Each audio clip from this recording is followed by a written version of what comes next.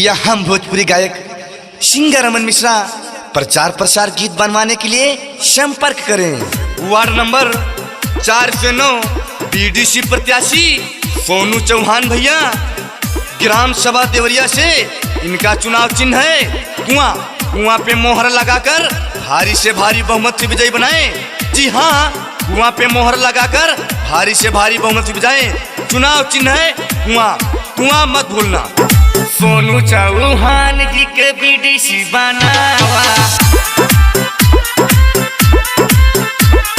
देवरिया के राम सभा जीतावा। चुनाव चिन्ह कुआं पे मोहर लगावा, चुनाव चिन्ह कुआं पे मोहर लगावा। सोनू चौहान जी के बीडीसी बनावा, देवरिया के राम सभा जीतावा। हर जोर जुल्म के टक्कर में संघर्ष हमारा नारा है और हर गरीब को न्याय मिले यह संकल्प हमारा है। ये कहना है सोनू चौहान भैया जी का, ये कहना है सोनू चौहान भैया जी का। इनका चुनाव चिन्ह है कुआं। कुआं पे मोहर लगाकर सोनू चौहान भैया को बीडीसी प्रत्याशी बनाए। सोनू चौहान जिंदाबाद जिंदाबाद जिंदाबाद। जनता के अरमान है भैया, दीन दुखी की जान है भैया।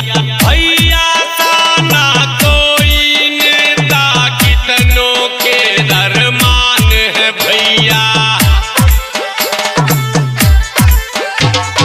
जनता के अरमान है भैया, दीन दुखी की जान है भैया।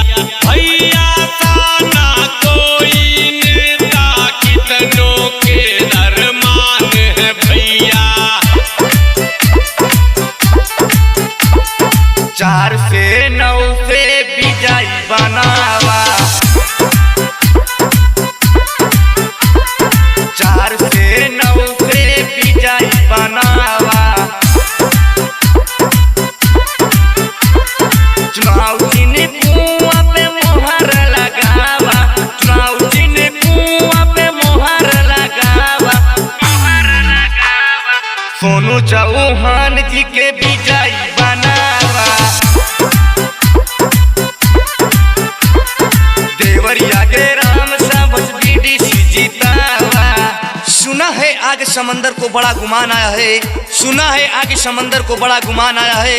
मेरी कश्ती उधर ले चलो जिधर तूफान आया है। और भैया जी का चुनाव चिन्ह है कुआं। कुआं कुआं पे मोहर लगाकर भैया जी को भारी से भारी बहुमत से विजयी बनाए।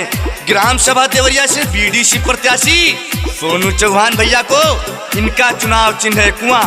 कुआं पे मोहर लगाकर सोनू चौहान भैया को भारी से भारी बहुमत से विजयी बनाए।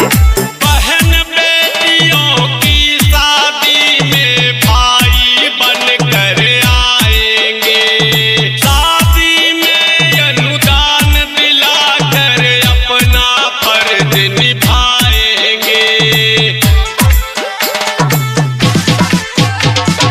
बहन बेटियों की शादी में भाई बनकर आएंगे, शादी में अनुदान दिलाकर अपना फर्ज निभाएंगे। वार्ड नंबर 4 9 से विजयी बनावा, देवरिया के राम सभा जीतावा। कुआं पे भैया जब की मोहर लगावा, कुआं पे चाचा जब की मोहर लगावा। सोनू चौहान जी के विजयी बनावा, देवरिया के राम सभा जीतावा। वो तख्त बदल देंगे, वो ताज बदल देंगे। आने वाले समय में हम बेईमानों का साम्राज्य बदल देंगे। एक कहना है सोनू चौहान भैया जी का, ग्राम सभा देवरिया से बीडीसी प्रत्याशी। इनका चुनाव चिन्ह है कुआं। कुआं कुआं कुआं पे मोहर लगाकर सोनू चौहान भैया को भारी से भारी बहुमत से विजयी बनाए।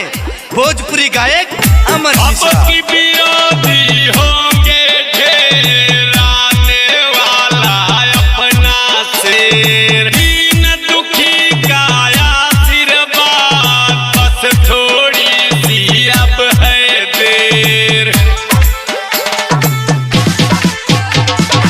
अब की विरोधी होंगे ढेर, आने वाला अपना शेर। दीन दुखी का आशीर्वाद, बस थोड़ी सी अब है देर। सोनू चौहान जी के या बात जितावा, देवरिया के राम सा बस बीडीसी बनावा। मुआ पे अब की मोहर लगावा, मुआ पे अब की मोहर लगावा।